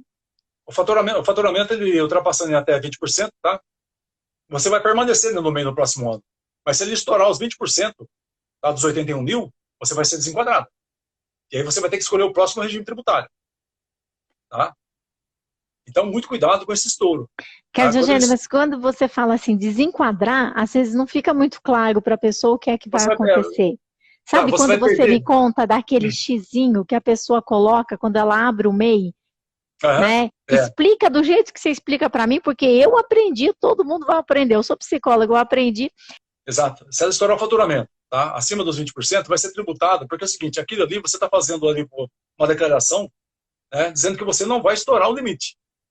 Pode ser que você estourou nos 20%, tudo bem, você vai permanecer. Mas se você estourou, aquele xizinho que você colocou, você traz uma complicação muito grande para você. Desde a sua abertura do MEI, naquele ano, você pode ser desenquadrada e cobrado a diferença pelo próximo regime tributário, que seria do Simples Nacional, com multa e juros. Vai Que é descontar aquela mais ou taxa que menos você pagou. quantos por cento daí sobre tudo aquilo que ela faturou na maquininha de cartão? Não, vai ser cobrado a alíquota do Simples Nacional, precisa ver quanto ela faturou. Né? Se for o Hum. comércio, aí ela faturou 81 mil, tiver dentro do limite de 180 mil por ano, ela vai pagar os 4% com multa e juros. Né? Mas ela fez uma declaração lá dizendo que ela não ia. Então, essa Então, declaração quando a gente falsa, está falando aí de 4%, mais ou menos, fazendo uma continha, né? 4% em cima de de 180 180, mil, por exemplo, é nós estamos 7.200 de falando. valor, 7.200 de capital, mas tem multa e juros. Você tem 20% ao mês, tá? Para você calcular. Você Vai está dar falando um dinheirinho 7.200, bom, né? dá um dinheirinho bom. Eu sei que talvez isso aí dobre quase, sabe? Porque é calculado mensal, tá? Aí você vai ter, por exemplo, é, cuidado com o empregado que você tenha registrado. Né? Então, tem uma série de fatores. Então, se estourar, não estourar além dos 20%. Porque você fez uma declaração. O pessoal não sabe, mas quando a gente abre o e-mail lá para os clientes, né, tá lá. Ó, a gente faz o xizinho para ele. Né? Mas, e a gente fala, ó, eu falo pelo menos, ó, cuidado com os estouros. Nunca desenquadrar um MEI por estouro de faturamento. Por quê? Quando você desenquadra ele por estouro de faturamento, você corre o risco, olha só, você corre, ó, vou estourar o faturamento, então vou desenquadrar no meio do ano. Você corre o risco de pagar com multa e juro, né, perdendo o regime tributário, passando para o próximo regime do Simples Nacional, tudo aquilo que você já pagou. Então desenquadra ele por outras coisas. Estou contratando mais de um funcionário. Opa, legal. Ah, não, eu já tenho um funcionário e vou pagar mais do que eu fiz da categoria. Tá, então pede desenquadramento. Nunca peça por estouro de faturamento. O risco de você pagar, pagar o desenquadramento dele, né, de tudo aquilo que você já recolheu, ser recalculado para você pagar, é muito grande. Desenquadre por outros motivos, nunca por faturamento. Boa! Essa dica é boa, porque se boa. você faz, né, você muda de regime acrescido e tal, o que acontece? O governo vai entender que ele deve, né, cobrar aí os seus impostos. E aqui, vamos explicar direito para a Sônia, essa história de ajuda de custo e bônus. Sônia, a lei do Vale Transporte é muito específica. Somente algumas poucas convenções no Brasil permitem você pagar em dinheiro. Então, que ajuda de custo é essa? Vale Transporte, você paga em Vale Transporte. Então, não tem ajuda de custo. Se a pessoa for fazer uma viagem para determinada cidade para vender teu produto e voltou, ele vai fazer um relatório de despesas. Mas isso é ocasional. Não é uma ajuda de custos assim todo mês, isso não tem. E também essa questão, Sônia, de bônus, a lei de 2017, a reforma trabalhista, diz que você pode colocar bônus, mas não diz quantos por mês. Então, o entendimento jurídico tem o mesmo entendimento do PLR, que é no máximo 2 por ano. Então, tudo isso que vocês colocam, comissão, bônus, tudo isso é considerado dinheiro pago por fora. A pessoa fica lá fazendo uma poupança, é igual a pergunta que a Ariane fez aqui, né, a Ariane Borim, que quando o empregador ele faz a opção de contratar, por exemplo, gerentes PJ, querendo fazer uma economia com isso. O que esse gerente PJ pode fazer ao longo do tempo, Carlos? Então, o trabalho de PJ ele é perigoso. Tá? Ele, na verdade, ele tem uma poupança trabalhista, uma poupança de uma ação trabalhista ali, porque o que acontece? Ele é funcionário exclusivo da empresa, né? Ele cumpre horários, ele entra, trabalha de segunda a sexta-feira, tem um horário de almoço dele, ou trabalha de sábado, sei lá, ou tem escala, trabalha no domingo. Ele tem a dependência econômica, né? E tem ali a sequência de notas que ele dá para a empresa, nota 1, 2, 3, 4, 5. Às vezes ele abriu aquela PJ exclusivamente para entrar naquela empresa. Nota 1, 2, 3, 4, 5, 6, né? Tem mês abrindo para poder entrar nas empresas. Então, aquele negócio, a relação trabalhista existe. Ela tá registrada, ela está à vista. Não tem, né? Não tem como fugir disso, né? Então, é um risco grande. Tem que confiar muito. Negócio. A contratação de PJ hoje é uma relação muito grande de confiança entre o contratante e o contratado. Ó, estou te contratando, né? Estou fazendo uma economia aqui e tal. Você vai ganhar um pouco mais aqui em relação aos encargos que eu não vou recolher, tal, para você suportar isso, ter um contador para você e, no final, né, tudo bem. Mas a gente não sabe esse tudo bem até quando vai. Que hora que isso pode explodir, nem por quê. Às vezes explode por nada.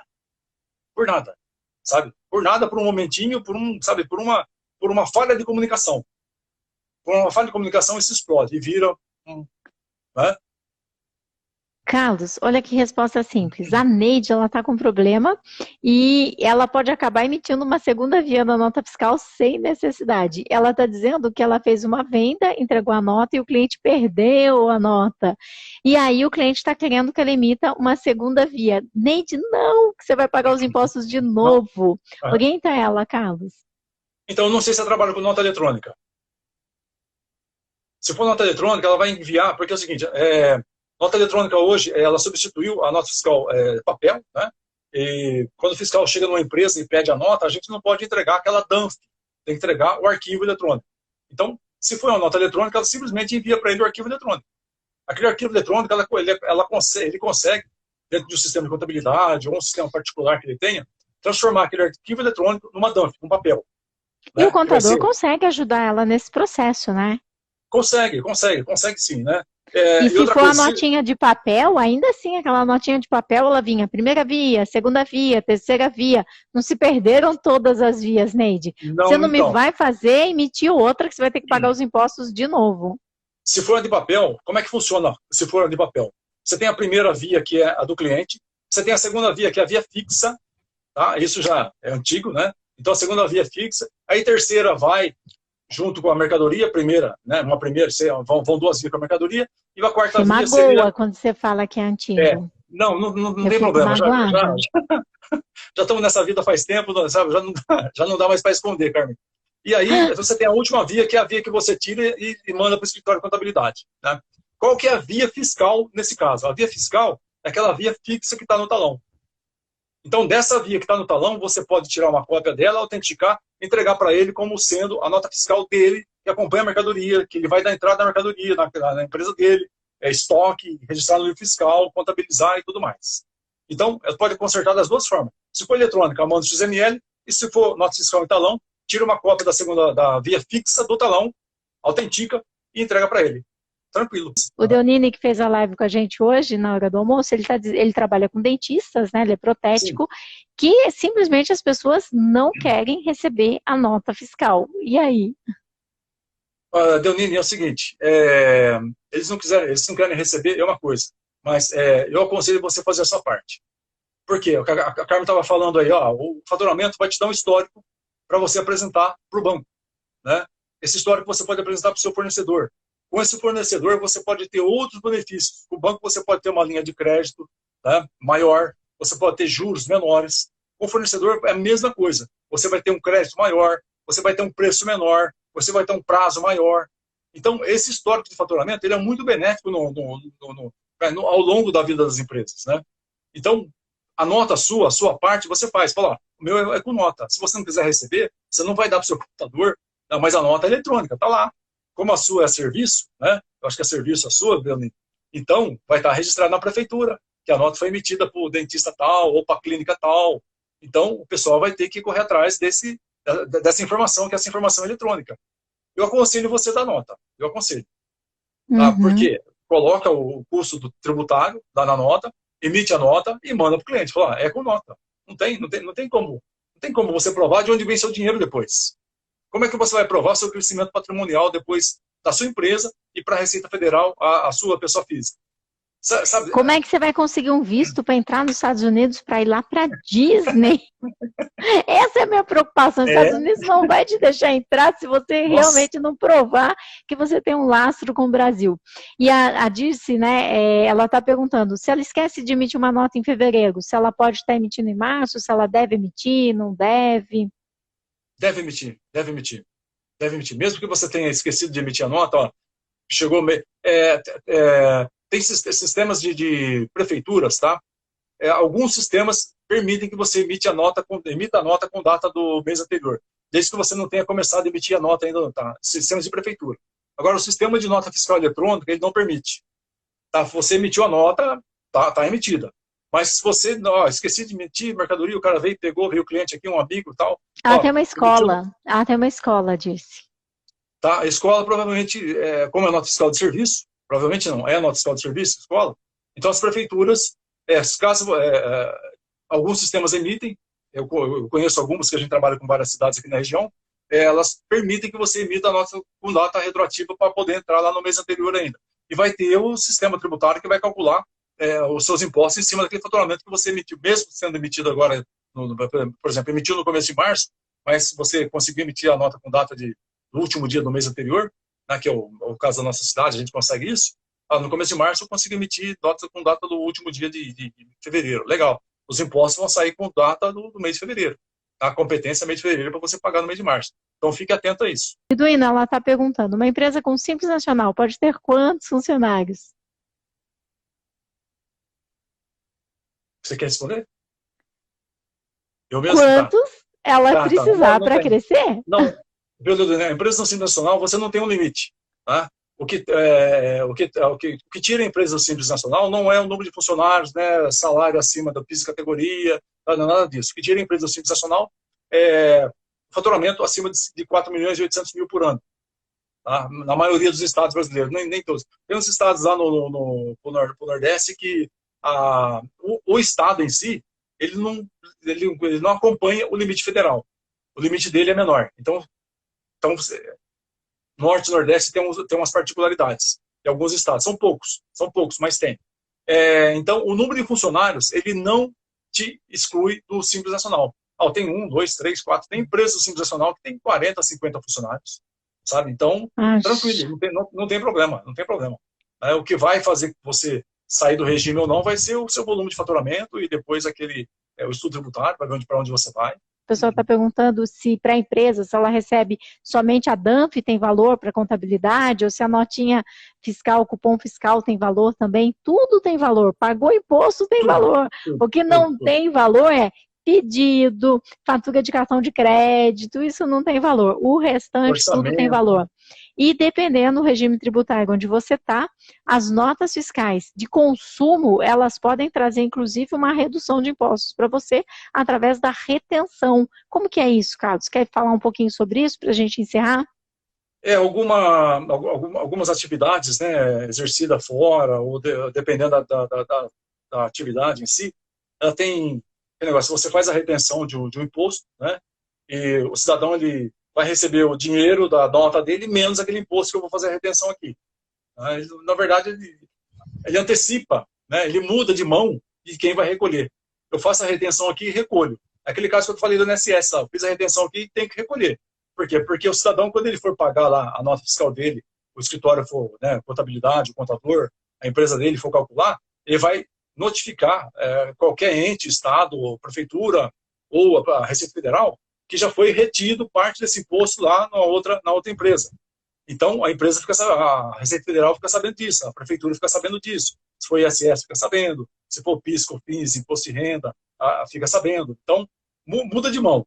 Tá? Você deixa de pagar aqui porque já foi retido e alguém está recolhendo para você. E depois isso vai ser informado também para a Receita Federal. Né? A gente informa através das DIRFs que a gente faz durante o ano, tal, né? Ainda tem DIRF.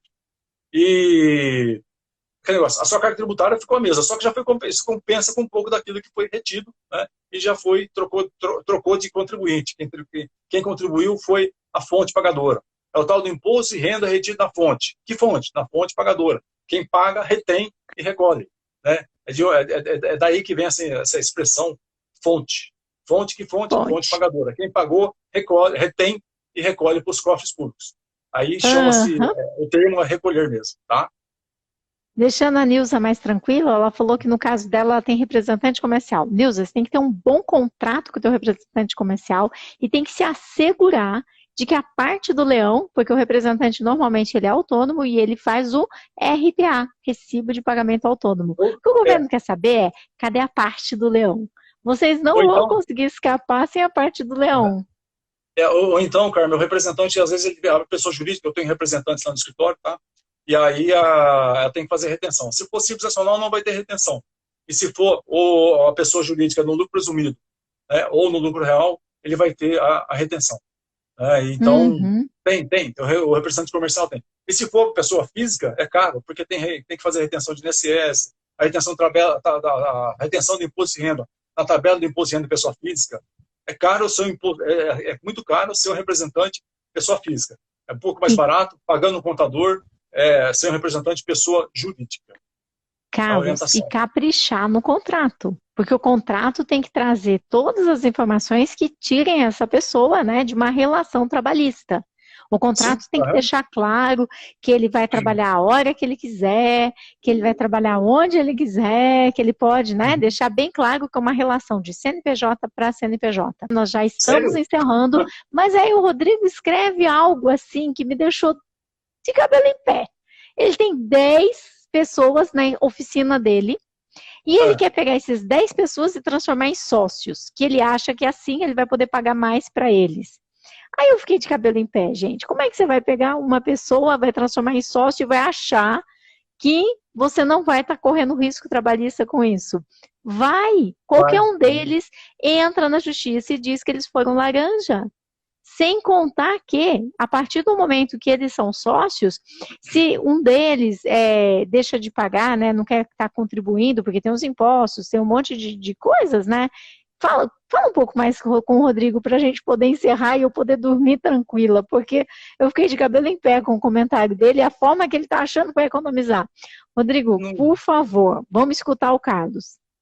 Então, Rodrigo, olha, sinceramente, eu não acho que economiza. Eu acho que, na verdade, continua trazendo um risco trabalhista.